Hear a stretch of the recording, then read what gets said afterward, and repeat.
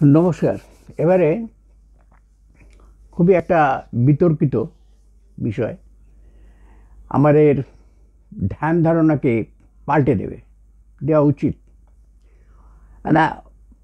একসময় আমরা এমন একটা মানে সময়ের আবর্তে পড়েছিলাম যাতে অনেক কুসংস্কার, অনেক কুশিক্ষা আমাদের মধ্যে ঢুকে গেছে। তো সেই রকম একটা বিষয় সম্পর্কে একটা আলোচনা রাখছি। এটা আমারও মাথায় আমার চিন্তায় এসেছিল, তার যতটা পেরেছি আমার সাধ্য মতন আমি চেষ্টা করেছি বিভিন্ন সংগ্রহ করে বিভিন্ন জায়গা থেকে নিজের একটুখানি কলমও চালিয়েছি। সেটাই আমি এবারে একটু বলছি। খুবই ভালো টপিক। দেখুন, আমরা শুনে আসছি যে এই ৮৪ লক্ষ যোনি ভেদ করে, অর্থাৎ পার করে তবেই এক মনুষ্য জন্ম সৃষ্টি হয়। এখন কথা হচ্ছে, আমার মনে প্রশ্ন আসছে যে প্রথম প্রশ্ন হলো, যদি ৮৪ যোনি, তাহলে হিসেব মতন দেখা যাচ্ছে আমের বীজ থেকে আম গাছ হবে, বেড়ালের থেকে বেড়াল গাছ হবে, বেড়াল বাচ্চা হবে। তাই মানুষের বাচ্চা হতে গেলে সমস্ত যোনি ঘুরপাক খেলে এরকমগুলো তো কোনো মতেই বিশ্বাস করার জায়গা নেই। তো এ প্রসঙ্গে আমাদের যারা আমাদের এইসব তথ্যাদি সম্পর্কে যারা অজ্ঞান, আমরাও বটে, তারা এই নিয়ে অনেক তর্ক বিতর্ক করেন বটে। অনেক আমার বন্ধুরাও বলেছেন যেগুলো অনেক কিছু শুনতে হয়। সেই জায়গা থেকে আমার এই যে উদ্দীপনা, যে আবেগ, সেটাই আজকে আপনাদের সামনে আমি রাখছি। এই ৮৪ লক্ষ যোনি ব্যাপারটা কি? প্রথম কথা হচ্ছে যে ওই যে প্রথমে বললাম যে বীজ যায়, যা হবে তাই হবে। সে মরে গিয়েও যদি তাই হয় তাই হবে। আম গাছ থেকে আম হবে, জাম গাছ থেকে জাম হবে। তাহলে তাহলে বীজ থেকে, তাহলে মনুষ্য জন্মের পর মনুষ্যই জন্মাবে, পশুর মৃত্যুর পর পশুই হয়। তাহলে কি মানুষের যে আত্মা পশুর জনিতে বা পাশবিক জনিতে কিভাবে জন্ম নিতে পারে? অথবা এও বলা যায় যে ৮৪ লক্ষের যে ধারণা, সেটা একটা মিথ্যা প্রহসন মাত্র। অবশ্যই এটা আমাদের একটা কুসংস্কার, কুধারণা, যেটা আমাদের মধ্যে ইনজেক্ট করে দেওয়া হয়েছে। তার তৃতীয় প্রশ্ন হলো, তাহলে কি এই ৮৪ লাখ যোনি যে আমরা ঘুরে ভ্রমণ করত মনুষ্য জন্ম প্রাপ্ত হই? আসুন এর উত্তরটা দেখে নিই। প্রথম প্রশ্ন হচ্ছে, যোনি কি? আমরা জানি নারীরা যে অঙ্গের দ্বারা জীবাত্মাকে জন্ম দেয় তাকে আমরা যোনি বলি। এইভাবে পশুযোনি হয়, পক্ষীযোনি হয়, কীটযোনি হয়, সর্পযোনি হয়, মনুষ্যযোনি ইত্যাদি। তো উক্ত যোনিগুলোর মধ্যে কয়েক প্রকার বা উভয় প্রকার হয় এমন কোনো কথা নেই। ৮৪ লাখ হতেই হবে। এটা আমাদের মুনি ঋষিরা আগেকার দিনে তারা ত্রিকলজ্ঞ ছিলেন। তারা মানে ধ্যানের দ্বারা জেনেছিলেন যে এই পৃথিবীতে ৮৪ লক্ষ জীবজন্তু আছে। জীবজন্তু ৮৪ লক্ষ, এই ধ্যান ধারণা ছিল। সেই ধারণাটাই তারা একরকমভাবে বিবৃত করেছেন। আর সেখান থেকে যারা আমাদেরকে দেবার মাঝপথে আর কি কিছু হেরফের হয়ে যায় আর কি, সেই রকম আমরা আমাদের কানে বা আমাদের মগজে একটু অন্যরকমভাবে পৌঁছেছে। সে বলছে এটা যে ৮৪ লাখ হয়তো কম বেশি হতেই পারে, তারা ধারণা করেছেন, কিন্তু তাদের অনেক ধারণা কিন্তু সঠিক আমরা এখনকার দিনে অনেক ঘাঁটাঘাঁটি করলে দেখতেই পাচ্ছি, বেদ পুরাণ ইত্যাদি। তো এখানে হচ্ছে যে আধুনিক বিজ্ঞান বলছে যে অ্যামিবার থেকেই মনুষ্য জাতি পর্যন্ত যে যাত্রাপথে 1,04,00,000 জনি স্বীকৃত হয়েছে। ব্রিটিশ বৈজ্ঞানিক রবার্ট এর অনুসারে পৃথিবীতে 87 লাখ প্রজাতি আছে। তার অনুমান যে কীটপতঙ্গ, পশু পাখি, উদ্ভিদ বা পাদপ, জলচর, স্থলচর এ মিলিয়ে জীবের 87 লাখ প্রজাতি আছে। তো গণনায় একটু আধটু হেরফের হতেই পারে, কিন্তু এটা খুবই মহত্বপূর্ণ যে হাজার হাজার বছর আগে আমাদের ঋষিমুনিরা কোনো রকম সাধন বা আধুনিক যে কলা কৌশল, টেকনোলজি যাকে বলি, এসব ছাড়াই তারা জ্ঞান লাভ করেছিলেন যে এই পৃথিবীতে এই জনি 84 লক্ষ, জনি অর্থে এখানে আমরা বললাম যে 84 লক্ষ জীবজন্তু আছে, এই 84 লক্ষ জনি আছে। এটা হচ্ছে তাদের জ্ঞাত রহস্য, তারা জানিয়ে গেছেন ধ্যান ইত্যাদির দ্বারা। এবার আসছি এটা ক্রমবিকাশ কী করে হয়। গর্ভবিজ্ঞান অনুসারে ক্রমবিকাশকে দেখলে আমরা দেখতে পাবো যে মনুষ্য জীব প্রথমে একটা বিন্দু রূপে থাকে, যেমন সমুদ্রে এককোষী জীব। ওই এককোষীয় জীব পরে বহুকোষীয় জীবে পরিবর্তিত হয়ে ক্রমবিকাশের মাধ্যমে মনুষ্য শরীর ধারণ করে। স্ত্রীর গর্ভাবস্থার অধ্যয়ন করলে আমরা সেই অনুসারে আমরা দেখতে পাবো যে জন্তুরূপ জীব অর্থাৎ জীবই স্বদেজ অর্থাৎ ঘাম থেকে যাদের উৎপন্ন, স্বদেজ বলা হয় তাদেরকে। আর জরায়ুজ থেকে যাদের উৎপন্ন থাকে, অন্ডজ অর্থাৎ ডিমের থেকে ডিম থেকে যাদের উৎপন্ন থাকে অন্ডজ বলা হয়। তা এইরকম উদ্ভিদ এই জীবে পরিবর্তিত হয়ে মনুষ্যরূপ ধারণ করে। মনুষ্যজনিতে সাধারণত 9 মাস 9 দিন এর মধ্যে বিকশিত হবার পর শিশু গর্ভাবস্থার মধ্যেই সমস্ত শরীরের আকার ধারণ করে এবং এই পৃথিবীতে আসে। এই 9 মাস 9 দিনের মধ্যেই সে গর্ভে থেকেই তার পরিপূর্ণতা লাভ করে। এই লাভ করে সমস্ত পরিপূর্ণতা লাভ করে সুস্থ শরীরের রূপে মানব শিশু হয়ে জন্মগ্রহণ করে। তাই গর্ভের শিশু বিন্দু রূপে শুরু করে শেষে মনুষ্য রূপে ধারণ করে নেয়। এই গর্ভেই তার 83 প্রকার পরিবর্তন হয়। এটা আমাদের যোগীরাও দেখেছেন, অনুভব করেছেন। এখন অনেকেই প্রশ্ন রাখবে যোগীরা কী করে হতে পারে। নিশ্চয়ই বন্ধুদের জানা আছে যে কামশাস্ত্র বাৎসায়ন, তিনিও একজন ঋষি মুনি ছিলেন।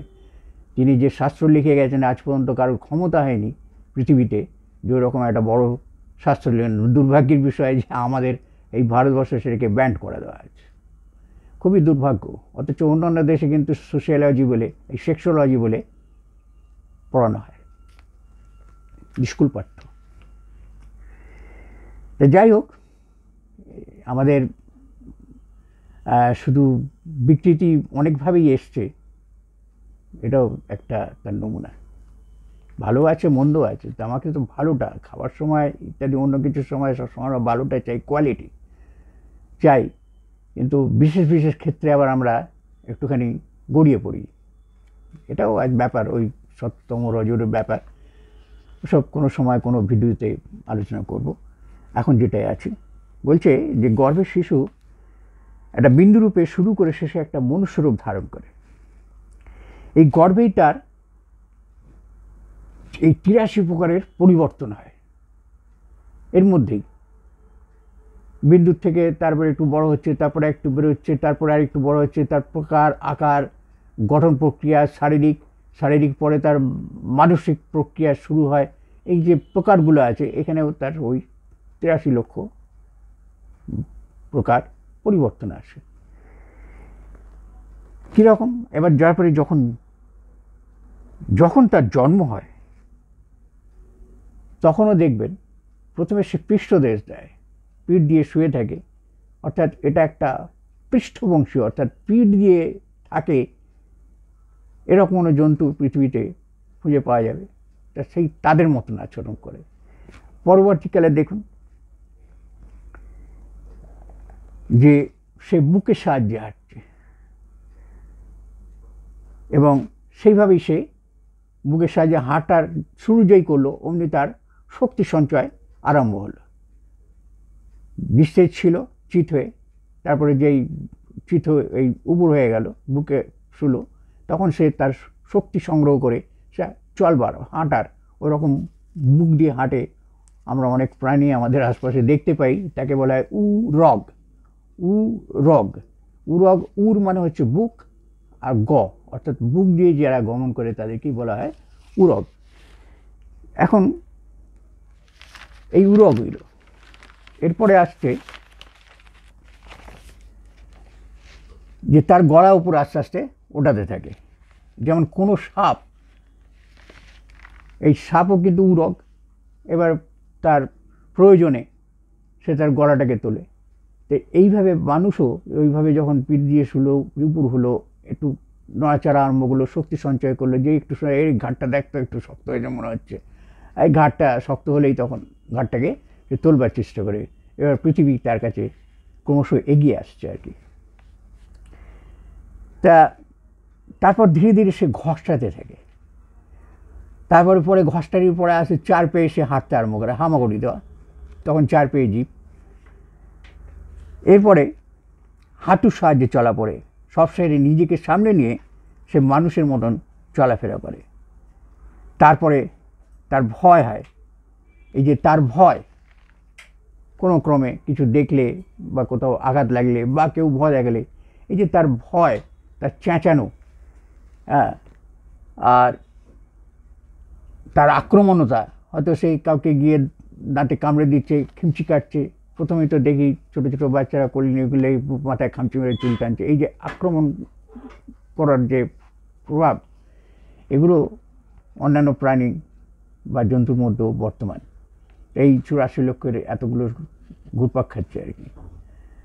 তারপরে তার চেঁচানো, আঙুলের সাহায্যে খিমচি কাটা, ঈর্ষা, ক্রোধ, কাঁদা, ঝরে মুখে আওয়াজ করা ইত্যাদি ক্রিয়াগুলো সবই কিন্তু পশুর মতন হয়ে থাকে, যেটা স্বতঃস্ফূর্তভাবে সব মানুষের মধ্যেই বিদ্যমান থাকে। এই সবগুলো ক্রমবিকাশের মাধ্যমেই লাভ হয়ে থাকে একটা শিশু। মনে রাখা দরকার যে এইভাবে আমাদের যোগে কিন্তু 84 লক্ষ আসনের কথা বলা হয়েছে। আমাদের যোগ বলছে 84 লক্ষ আসন আছে এই পৃথিবীতে। এই 84 লক্ষ প্রাণীর উপস্থিতি, তাদের চাল চলন, অঙ্গ ভঙ্গি ইত্যাদি, শ্বাস প্রশ্বাস গ্রহণের ক্ষমতা ইত্যাদি বিভিন্ন জিনিস, এইসব দিয়েই আমাদের যোগের প্রক্রিয়া 84 লক্ষ। এবার দ্বিতীয় প্রশ্ন হচ্ছে যে আমের বীজ থেকে যখন আম গাছই হয়, ঠিক তেমনি মনুষ্য বীজ থেকে মনুষ্য সৃষ্টি হয়। মনুষ্যেতর প্রাণী, মনুষ্যেতর প্রাণী বা পশুর মাধ্যমে মনুষ্য সৃষ্টি হয় না। তাহলে ধারণা ভুল যে 84 লক্ষ জনই, একবার সাপ হচ্ছে, একবার ব্যাঙ হচ্ছে, একবার অমুক হচ্ছে, একবার তমুক হচ্ছে, যে আমাদের কানে বলা হয়েছে, এগুলো কোনোটাই ঠিক নয়। আমাদের এইভাবে ইনজেক্ট করা হয়েছে, ঢুকিয়ে দেওয়া হয়েছে, আর তাই আমরা বই নিয়ে বেড়াচ্ছি। তো সেইটাই হচ্ছে আমার উদ্দেশ্য, এবং পরবর্তী ভিডিওগুলো আমার উদ্দেশ্য, এই ভিডিও করার উদ্দেশ্যই কিন্তু এই রকম, যে আমি এই যে কুসংস্কারবদ্ধ ধারণা, এই ধারণাটাকে একটু অন্য খাতে, অন্য দিকে নিয়ে যাওয়ার বা পরিবর্তন করার চেষ্টায় আছি। জানি না, আপনাদের সবচেয়ে আগে আপনাদের সহযোগিতাই আমার প্রার্থনা এবং কাম্য। তাহলে এই ক্রমবিকাশ, এটা বলছে হলো যে ক্রমবিকাশের ধারায় হিন্দু এবং বৈজ্ঞানিক সিদ্ধান্তে আমরা অনেক কিছু শিখতে পারি, কিন্তু হিন্দু ধর্ম অনুসারে আমাদের জীবন একটা চক্র, জীবন চক্র। এই চক্র থেকে বেরিয়ে সরে যাবার নামই হচ্ছে মোক্ষ। এটাই আমাদের সনাতন ধর্ম বা হিন্দু ধর্মের একটা সিদ্ধান্ত। মানে পশুর মতন জীবনযাপন করলেই তো আমরা সেই পাশবিক হয়ে গেলাম, আমরা তো মানুষ হচ্ছি না। পৃথিবীতে বলা হয়েছে যে মানুষ হচ্ছে সর্বশ্রেষ্ঠ জীব, বুদ্ধিমান জীব, সবার চেয়ে বেশি বুদ্ধি। তাহলে এই বুদ্ধি এবং মানুষ হিসেবে আমাকে সেই পরিচয়টাই দিতে হবে। আমি খেলাম, ঘুমোলাম, আর জীবনটাকে উপভোগ করলাম, দু চারটে বাচ্চা দিয়ে তারপর চলে গেলাম। এটা তো সেই পাশবিক জীবন হচ্ছে। এই জন্যই আমাদের মুনি ঋষিরা এই মুখ্য, চতুর্বর্গ, এইসব বিভিন্ন ধরনের কথা বা প্রক্রিয়া আমাদের সামনে উপস্থাপন, যেটাকে বলা হয় যোগ। তা বলছে, তা মনে করা হয় যে উপরে ওঠে তাকে একদিন নিচে নামতেই হবে। তো এটা করতে গেলে ঠিক করতে হবে যে তার যোগ্যতা এবং জীবন সংঘর্ষের মধ্যে অতিবাহিত করতে হবে। এই মুখ্য কথাটা হচ্ছে যে আমার আর যাতে জন্ম না হয়, মুক্তি, মোক্ষ ইত্যাদি, তার জন্ম না হয়, তার জন্য আমাকে উপরে উঠতে হবে।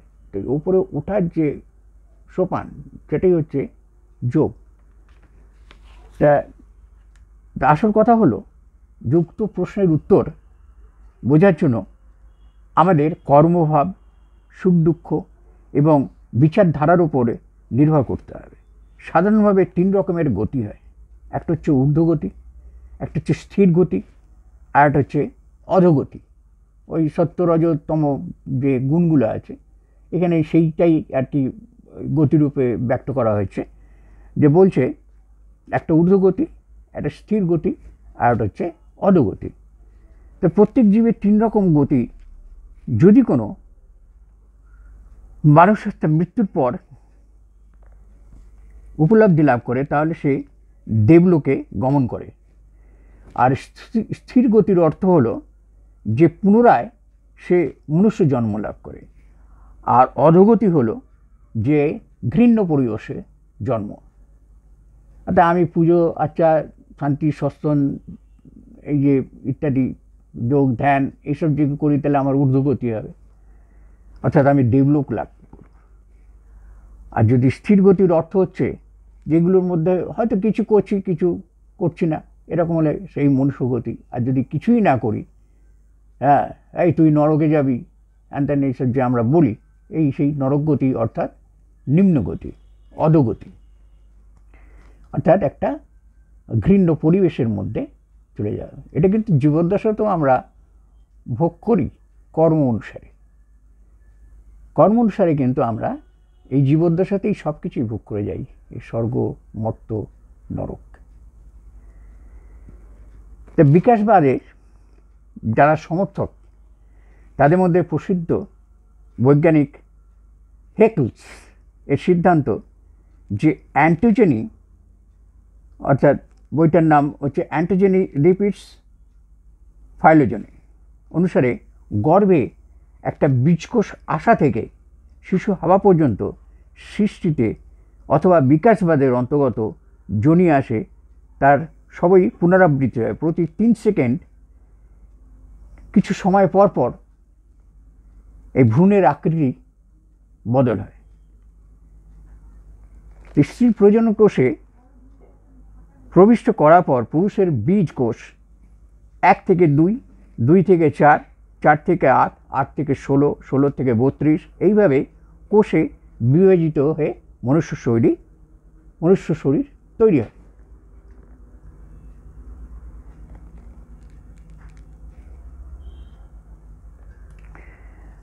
অর্থাৎ এখানে বলছে বিজ্ঞানী যে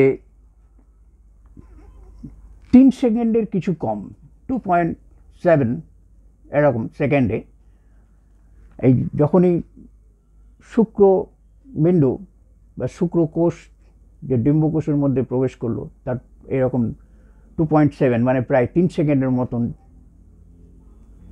আর কি শুরু করে তার পরিবর্তন হতে থাকে। তা আপনি এবারে সেই অঙ্কতেই আসা যাক যে কতদিন, 9 মাস 9 দিন। তাহলে এই 3 সেকেন্ড করে যদি হয় 9 মাস 9 দিনে কত সেকেন্ড হতে পারে, এটা আমি করে দেখিনি, যে আপনারা করেও দেখতে পারেন, হয়তো ওই 84 লক্ষের কাছাকাছি গেলেও যেতে পারে। তা আমাদের আগেকার যে মুনি ঋষিরা তারাও যা বলে গেছেন, এখনও সেই আমরা একটু পাশ্চাত্য ভক্ত হয়ে পড়েছি। আমাদের সমস্ত সম্পত্তি ধন সম্পত্তি থাকা সত্ত্বেও আমরা একটু পরমুখাপেক্ষী হয়ে গেছি, পরদ্বারাপেক্ষী। যাই হোক, এখন তারাও এখন প্রমাণ করে দেখাচ্ছেন যে প্রতি 3 সেকেন্ড অন্তর তার ক্রমশ তার বদল, তার শরীরের গঠন প্রক্রিয়া বদল হয়। প্রথম দিকতে শারীরিক, তারপরে আসে মানসিক। এই মানসিক যখন বদল হয় তখন তার একটা প্রক্ষেপণ থাকে, সেও আবার কোনো ভিডিওতে বলবো। তো এখন ব্যাপার হচ্ছে কৃতকর্মের ফল আমরা ভোগ করি, এর জন্য কোনো আর জন্মের প্রয়োজন হয় না। যদিও বা পুনর্জন্ম বলে আমরা বিশ্বাস করি, সেটা সত্যি যদি আমরা ভাগ্যবান হই, আমরা ভালোভাবেই আবার নতুন করে পৃথিবীতে মানুষ হই, হয়তো আরও একটু উচ্চ পর্যায়ের হয়ে। আর যদি সেই আমার দুষ্কর্ম থাকে তাহলে আমার সেই নিম্ন পর্যায়ে। যা আমরা ভোগী, আমরাই যোগী, আমরাই যোগ করতে পারি, আবার আমরাই ভোগ করতে পারি। নমস্কার, ভালো থাকবেন, আর কিছু নেই।